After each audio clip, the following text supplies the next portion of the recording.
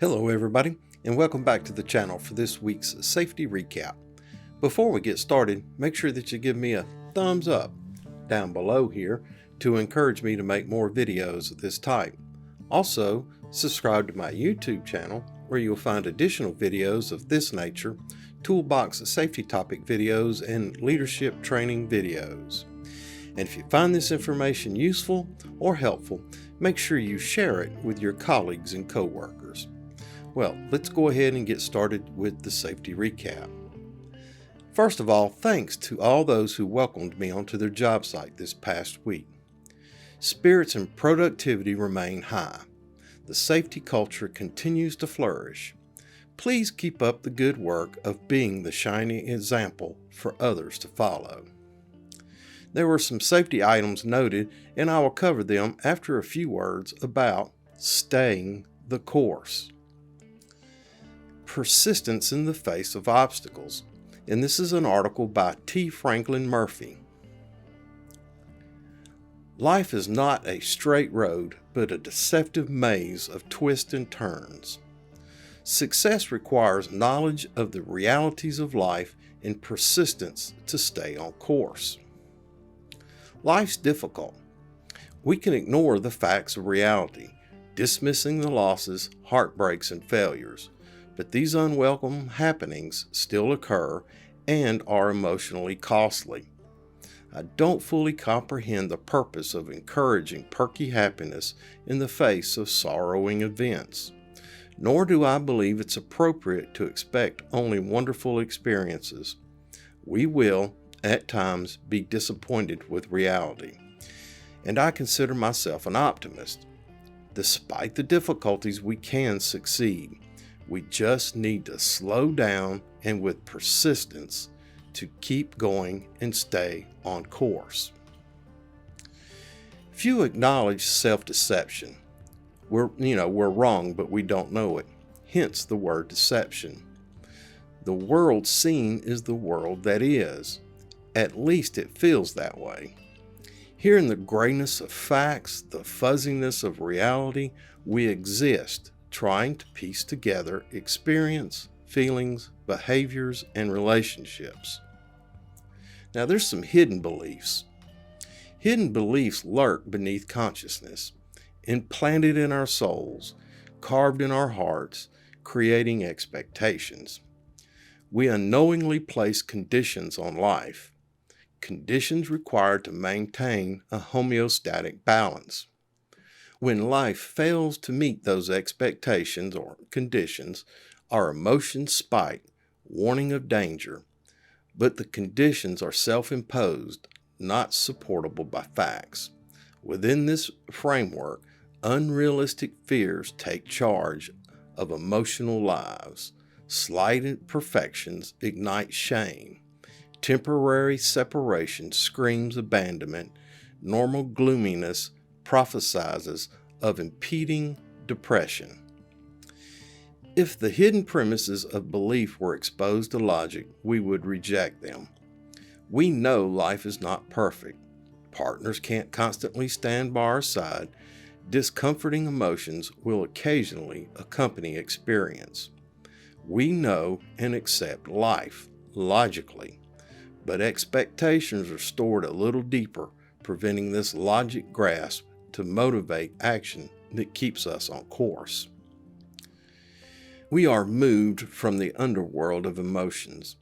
Bubbling beneath the surface, faulty expectations poke through, only visible by the culminating reaction. When experience drifts from the security of expectations, we feel it. The boat is rocked, life's surprises, pulling away from the predictable into the what the hell just happened. And then we have to talk about adjusting to life. On the road of life, we must constantly brake, change gears, and steer around the manure truck spilling its contents into the slow lane. We predict how things will happen and start moving accordingly. But when life doesn't play along, we must adjust. There are simply too many variables for accurate predictions. We hold a flawed picture of the future. missing countless details. The child on drugs, illness, unemployment. We encounter unexpected curves, aggressive drivers, and personal misjudgments that interfere with well-planned directions, knocking us off our planned course of travel. Life is full of unknowns. To arrive at a planned destination, we must react to the unknowns with skill, even when this requires deviation from initial plans. Both adjustments are difficult. The strong emotions from disrupted expectations point outwardly, protecting the ego by blaming uncontrolled causes for failures. These are the critical junctures, the crossroads that make us or break us. Dreaming is pleasant, creating an escape from the pains of the present, the dwindling bank accounts, the volatile relationships, and the monotonous job beg for escape. We dream, plan, and hope for futures that are different. Hopeful thoughts of better futures delight the soul, requiring little effort. We naturally dream of positive change. Dreams vary in effectiveness, achievability, and accuracy. Some seek easy escape routes, engaging in illicit affairs, illegal activities, or ill-designed actions that create more problems than resolutions. Some dreams are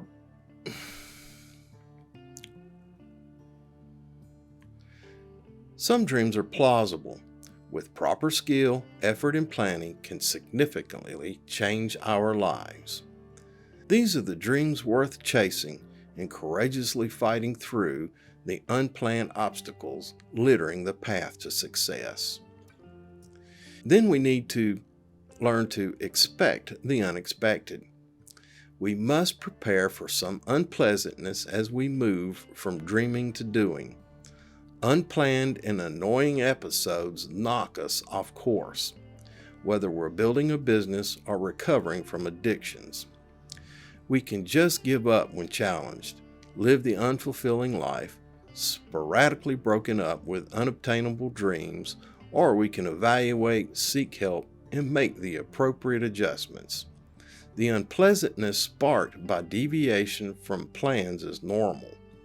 Our expectations are seared when the life doesn't go right, aggravating security, forcing us to expand energy on change when we planned on coasting.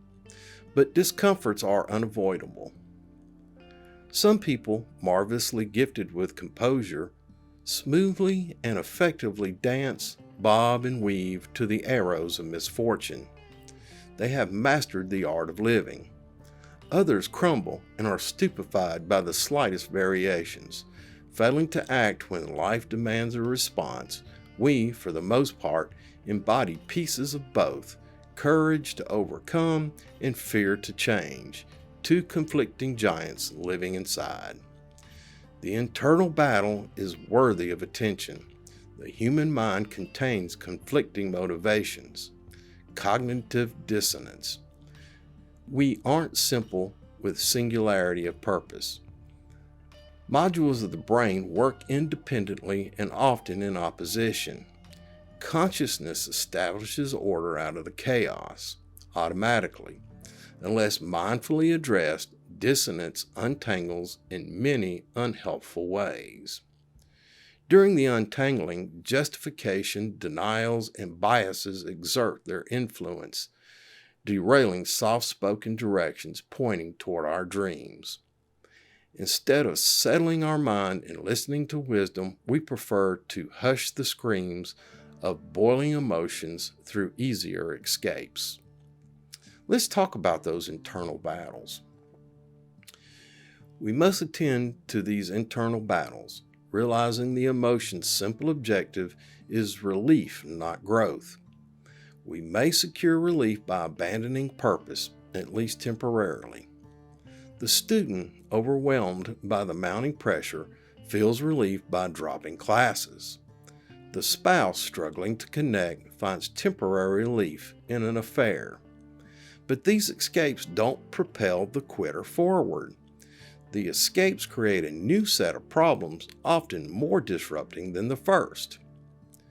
When life doesn't match your idealistic picture, do you seek destructive escapes, or do you accept the inconvenience and move forward, maneuvering around the unexpected load dumped in your path? Psychologically and spiritually healthy people feel life. Experience touches their souls, igniting both pleasant and unpleasant feelings. Events impact the health.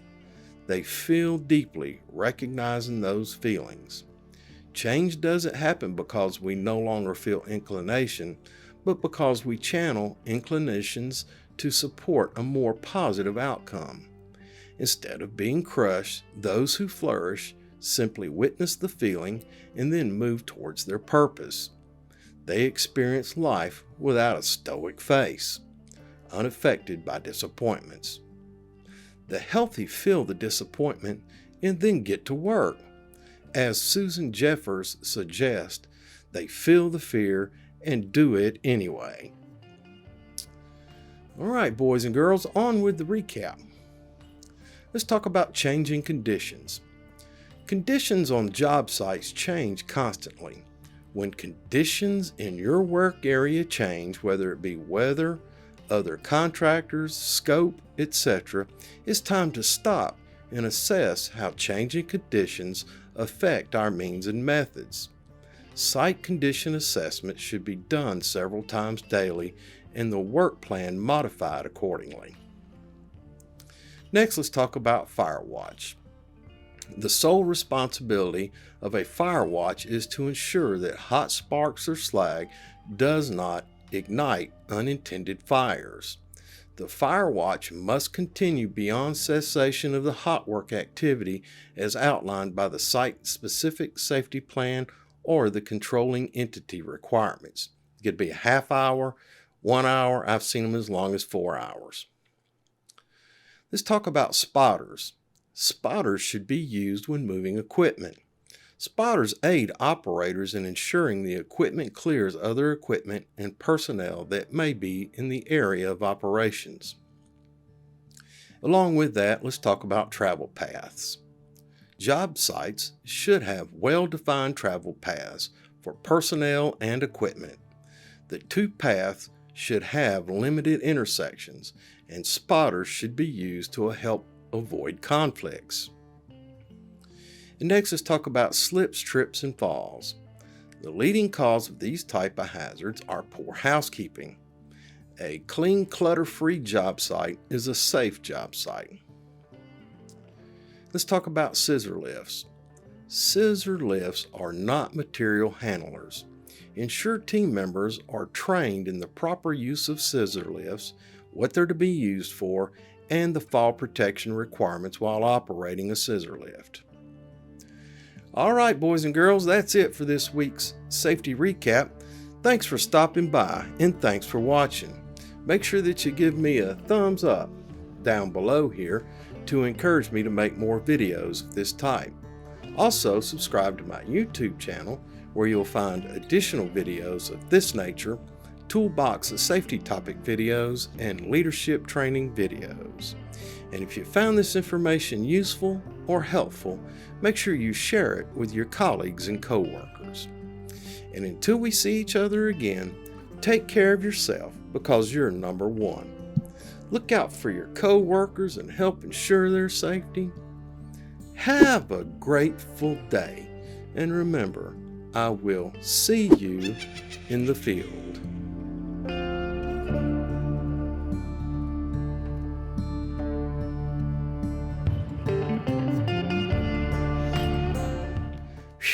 All right, boys and girls. Yep. Staying on course. Stay the course. That's a seaman term, keeping the ship on course as you're sailing across the ocean by following the stars. A lot of times it's used in battles, in terminology for battle, stay in the course in a battle, in a fight. and it's certainly applicable in the life of a successful person, not to be knocked off balance by the hits and misses and the arrows and the slings that come along as you're focused on achieving some personal thing in your own life, development of your purpose, your goals. Anyway, remember that these safety recaps, the last section of them can be used as a toolbox safety topic video for your team on your job site and for your company. The critical thing to remember is to create a sign-in sheet and date it, reference the video. It could be this video. I have several other videos. Other people make the videos. Just reference the video, have some discussion, have your team members sign off on it, and that becomes a document that can be submitted to OSHA to verify that you train on hazard mitigation, hazard recognition, hazard mitigation for your team, on your job site, and for your company. If you have a specific video you'd like to see me develop, leave a comment down below and I'll get to it as soon as possible. Leave a comment and I'll read it and we'll get you something going. If you have a specific question you'd like to ask, make sure you put that in the comments below and I'll get you the information. If you need some help with a safety item, I'll get you the information so that you can effectively transmit that information to your teams. Anyway, I think that's it. Thanks for watching.